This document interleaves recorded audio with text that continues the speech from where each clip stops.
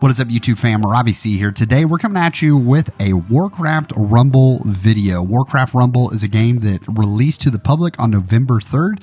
It is a mobile game that you can play from the Blizzard universe. Super cool if you have ever been a World of Warcraft fan, a Hearthstone fan, any of the sort. The lore that is packed into this game, super great. It is a Clash Royale sort of style game, a tower defense type game that has a lot of different elements to it, and really excited to be playing it a lot more here on the Robbie C Gaming channel. Now, when I get excited about a game, I try to get as many people into it as possible, and I wanted to go ahead and make a quick video talking about 3 common mistakes and questions that I'm getting a lot about newer players stepping into this game, and so that way maybe if you're stepping into the game, you can go ahead and avoid these things and start finding a little more success as you move through the game overall. So the first thing that we're going to talk about here inside of the game is your collection. So you can see here that your collection is this little blue shield right here that I'm at level 22 for my collection. I've got 20 out of 50 on here. But the higher you grow your collection, you get more bonuses for your units as you progress through the game. That means when I get new units or characters or minis, or actually what they're called here inside the game, they're going to level up even faster. When I unlock my daily quests and do the tomes and things like that, I'm going to get more experience because my account has progressed further. Therefore, I'm going to get more experience for that. So how do we maximize that experience? Well, that's going to take us to one of the things that I think the tutorial through the game that does a really good job explaining a lot of the mechanics doesn't cover, and that is the grid. The grid, when you go to the shop in the lower left-hand corner of your screen, here on the grid, you're going to see that you have a number of minis available. Usually you have a minimum of 5, but sometimes if the grid resets, which it resets at the end of every single day, you can have a larger selection available. Now, the thing about the grid is that I have different minis that become available to me, and I want to try to unlock as many minis as I possibly can. You'll see here that troops right there at the upper top, I have 53 out of 54 troops available. Now, that 54th troop is going to come from defeating the final boss inside of the PvE side of things, but I want to get as many minis as possible because all of those upgrade my collection level, which means that once again, I'm going to be getting better bonuses and things like that. So rather than, let's say, getting 3 or 4 minis and then going to the grid and just buying really upgraded versions of that, it's helpful to get all of the minis and then start diving in and upgrading them. To see that, you're going to have to learn how to maximize using the grid as effectively as you can. As you'll see here, I have all of these minis available. So I'm going to click on my Earth Elemental that's right here in the middle. Now, I'm going to talk about the second mistake that I see players making here in just a second, but this Earth Elemental, let's say that I really wanted this Earth Elemental. You see that when I select it, the option to the right, to the left, and below all turn a dark gray or like a dark black. If I switched over and I selected this one, you'll notice that the 2 in the middle and the one above it. So basically on a horizontal and vertical axis to whatever mini you're selecting, that's going to darken the other options, which means when I go to purchase that mini, that it is going to reset and get rid of the darker options. So if I had gone with this common living bomb, then Blood Mage Thalnos and this Odin's Fury talent would go away and it would be refreshed. Now, I'm looking at this grid and there's not a lot of great options here in terms of the talent. I don't really want that. I don't necessarily need another star to upgrade my Baron Rivendare. You'll see it's 0 out of 10 there. But if I go over to Blood Mage Thalnos, it's 0 out of 3. Your minis start at common, and then you upgrade them with 3 stars to common, and then you upgrade them with 10 stars to rare. I already have most of the minis that are on here, I already have upgraded to uncommon, and when you upgrade them to uncommon, then their talents are going to start cycling through. But like I said, we'll talk about that in a second, because that's definitely our second mistake, is when those talents start rolling in, because the talents can be a huge game changer here. How do we maximize the grid to see as many units as possible? Because let's say I didn't have all of them and I already owned every unit here. Well, if I went to just, let's say, buy Blood Mage Thalnos, I want to try to get as many of these options out of the shop as possible so that I'm not wasting those 90 gold spends. So even if I went with Living Bomb, which is one of the cheapest options available, or I go with the Frostwolf Shaman on the upper left, these aren't great because they are only going to reset 1 or 2 items. So you're going to want to use the move function there in the bottom left to try to reorganize your shop into really there's 2 shapes that I see people going for, and that is an L shape or like a right angle, or you can go with a T shape. The reason this is important is watch here. If I decide to, I'm going to move Blood Mage Thalnos up there, and then I'm going to move my Earth Elemental up to the top, and then I'm going to move Baron over to the left. The nice thing here is that when I go to, let's say, because right now, if I bought him, I would have all 5 of my standard shop would reset, and I would get 5 brand new options. Now, this 900 gold cost is expensive, but it is the best option, and I'm going to explain that when we get to the second one. And watch, when I buy this option right here, it's a huge cost for me because it's going to be, 900 gold is insane, but I made a major mistake, so I have to pay a major cost when it comes to this Earth Elemental. But you'll see here, boom, my whole shop resets. So I have now 4 more brand new minis available. And watch this. I can go here and I can move it up. I can move this to here. And you're like, wow, Robbie, you're spending a lot of gold to get this done. But that's okay because the 20 gold that I just spent to rework and move all of these around, I really want this Bat Rider. So let's just say I spent 30 or 40 gold there. I spent that to now move the unit that I actually want into the right position so that when I buy it, it's going to give me a full shop reset here. So watch this. I now move it into that L shape. I buy this one. Bang. We end up with this reset up. Now I have Obsidian Shard on death split into 2 smaller Earth Elementals.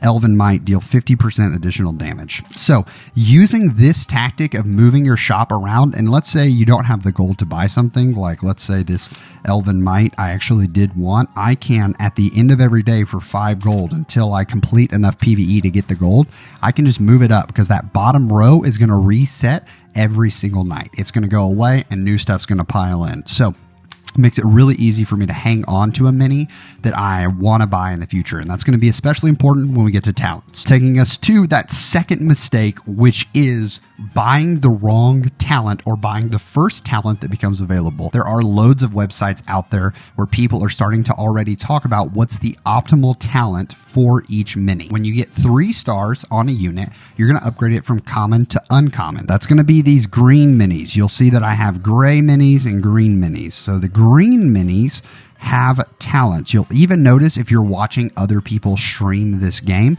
that the icon for the mini looks a little different because based on what talent you select, it changes the pose or the stance of the mini right there. My whelp bags, for instance, I have the Flame Burst talent available on whelp eggs, and so because of that, it doesn't look like the standard whelp egg sitting there. It has that sort of Flame Burst icon. When you gather 3 stars, which is going to cost 90 gold for each of them, so 270 gold, it's also going to cost 500 arc energy to upgrade this. Now, what you're going to see is that it increases the level of the mini while you upgrade it, as well as unlocking that first talent slot. Now, because there are optimal talents that usually carry for both PvE and PvP, choosing the right talent can be crucial for getting the unit to be as successful as possible. Because when I go to upgrade it to unlock that second talent slot, it's going to take 10 stars, which is 900 gold to get it all the way to that second talent slot. So, as you already saw in the video, I made a mistake. I grabbed the wrong talent. Now, how do I grab the wrong talent? Once I've upgraded a unit from common to uncommon, I'm going to start seeing their talents pop up inside the shop for 250 gold. I have Elven Might here, deal 50% additional damage to the target. Now, if I go over to my Huntress and I look at her talents, I can see that there are 3 available. I have Darnassian Steel.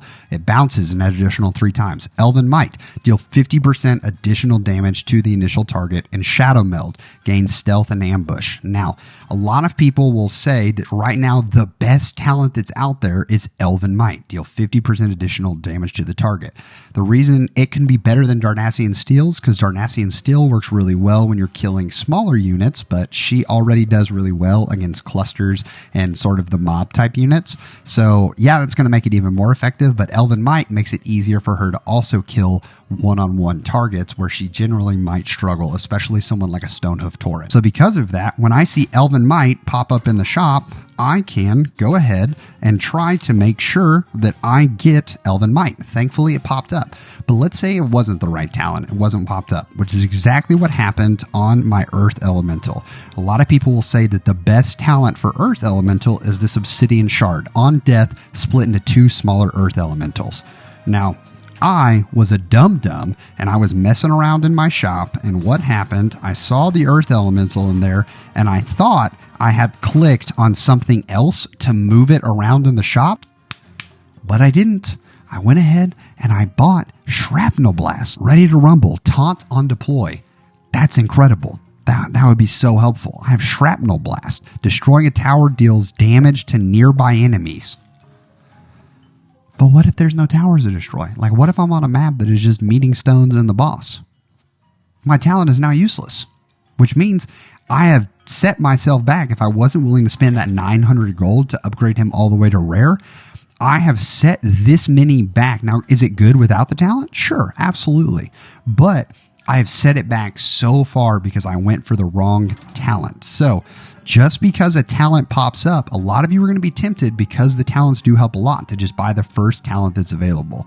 When you upgrade a unit, make sure you're watching to see what the optimal talent is. With the reset, I now have a multitude of options available, and that Banshee talent is not the one that I necessarily want to have. So I'm just going to let it roll through the night, and that's going to drop down, and it's going to reset, and I'm going to have a brand new option waiting for me tomorrow. Now, these are account progression tips, because I think that moving through and making decisions early on, especially in these kind of games, we can get really worried that a decision has set us back too far, and it also means that we can have a moment right where we did make, in theory, a wrong decision. So this analysis paralysis can really hold us back from the beginning. But I also want to give one more tip that if you're playing through this game is super helpful, and that is aggro redirection, because I think a lot of people who haven't played these type of tower defense type games are going to not realize that sometimes, even if you have powerful troops, you can't just drop them and let them run in over and over again. Kind of takes me back to the real-time strategy days of like StarCraft, when I was really playing that back in the day, trying to manage your troops,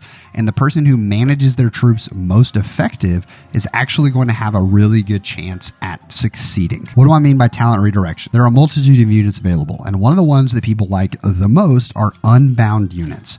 Unbound units are classified. You can see it there with that like parachute icon as you go through the traits.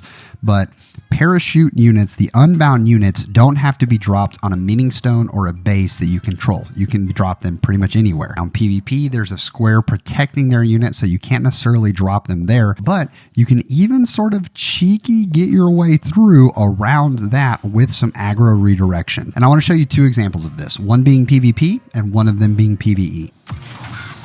All right, so let's talk aggro redirection. I've got this Necromancer that's going to drop down, and he's going to do a lot of damage, but his units are rather squishy.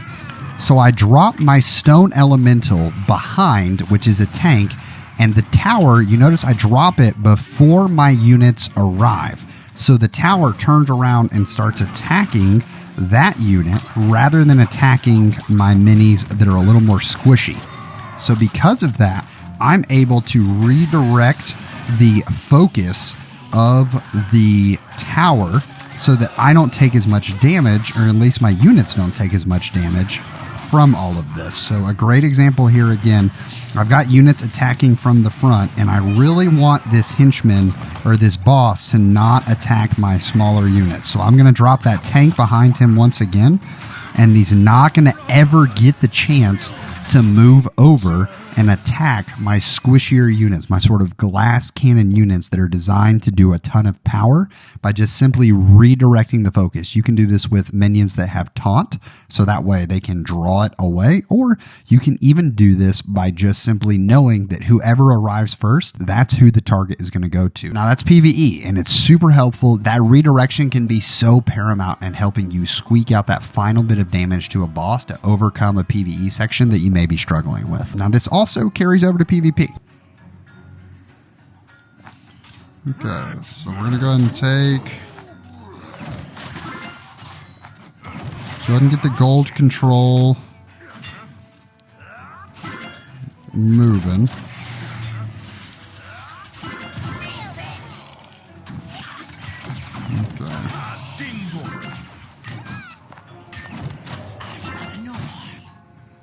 Okay, so they've got a lot of ranged units that are going to counter pretty much everything I'm trying to accomplish. Okay, they just, all of their units just win.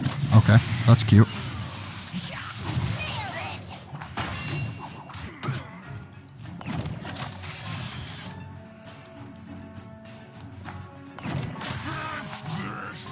Okay. Our harpies are going to roll in, so we're going to distract them there. And here is where we're gonna drop, because we're gonna make the turret focus going back and forth from a variety of different places. And look how in just distracting the turret, making it go back and forth, how much damage we can get in. One push, just bouncing the turret back and forth, making that aggro. It can't decide between targets. We're dropping on one side, we're dropping on the other. This is the beauty of Unbound units, is they really do get in there. And especially these fire turrets, these dragon fire turrets, it's very easy to sort of capitalize on that with aggro focus, making sure when we're entering the damage zones that we're balancing them back and forth.